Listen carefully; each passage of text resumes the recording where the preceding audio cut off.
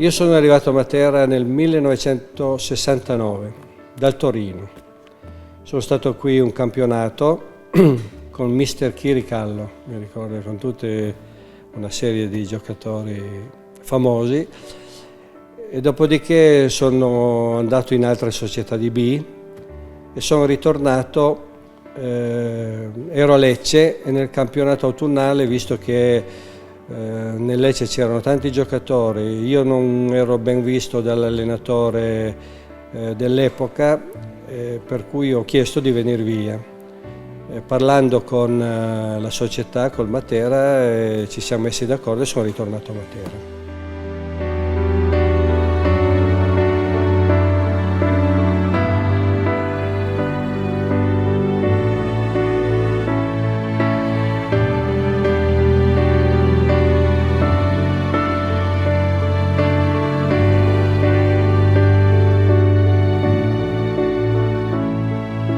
Salerno è stata la persona che ha portato il calcio a Matera a quel livello, perché certamente aveva anche lui, essendo un essere umano, aveva anche lui dei difetti, ma una persona che concentrava conoscenza del calcio, capacità di valutare giocatori, capacità di amministrare, capacità di coinvolgere che ne so, industriali o tifosi, come lui insomma non c'erano. Quindi in effetti poi fino adesso, da quando è mancato lui, tolte qualche rara eccezione, non si è più riformato una solidità necessaria poi a raggiungere dei traguardi.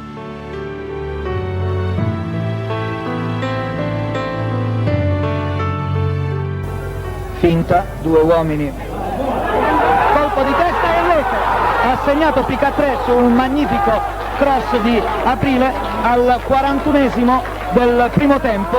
Il Matera conduce 1-0 con rete di testa del liberissimo Picatrè.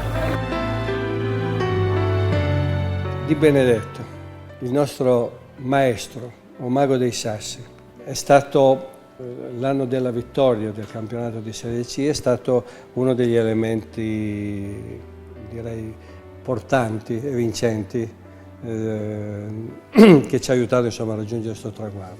Mi ricordo che lui si è presentato con il dovuto rispetto per tutto il gruppo, perché facevano parte del gruppo dei giocatori che erano stati in Nave, di Morello, di giocatori che conoscevano benissimo il calcio, vedi Diego, insomma non si è posto come l'allenatore che sa e che quindi dal quale prendiamo tutti, ma si è posto quasi come un fratello maggiore e dialogando ha cercato l'appoggio e insieme ai rappresentanti più vecchi, diciamo, della squadra ha cercato di formare, di dare un aspetto di squadra che convenisse, che poi raggiungesse il traguardo che poi abbiamo raggiunto.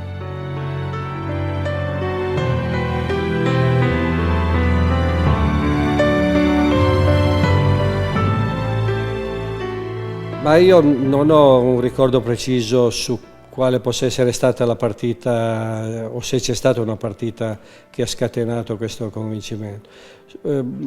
Quello di cui sono convinto è che noi abbiamo preso coscienza, insomma, visti i risultati e visto la posizione in classifica, di poter competere ad armi pari con qualsiasi altra squadra del girone in quel campionato lì.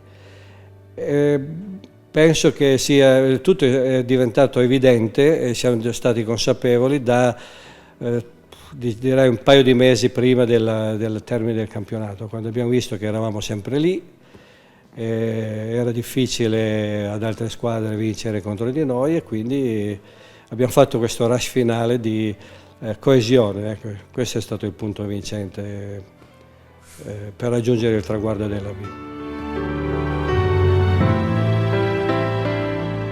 Controlla bene Pavese, Picatrè e rete, ha segnato anche il Matera pareggiando con Picatrè di testa su ottimo servizio di Pavese.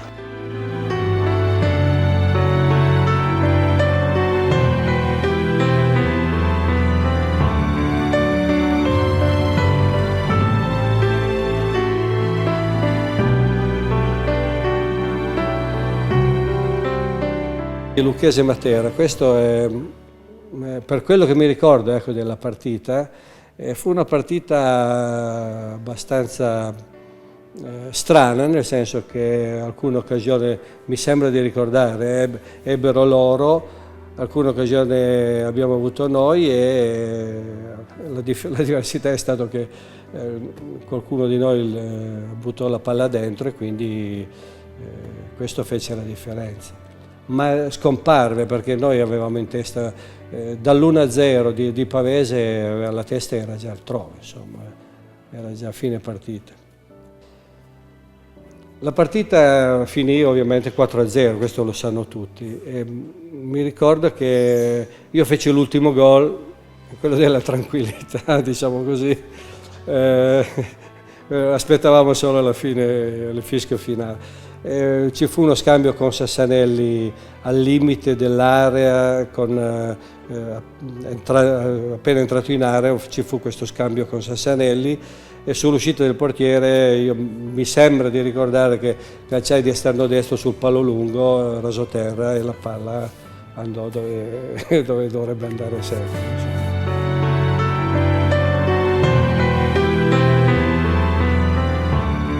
Ma quella partita, cioè, l'importanza sì, i gol restano perché senza di quelli non ci sarebbe stato il risultato, ma è come rivivere un po' un sogno, ecco, è qualcosa di indelebile.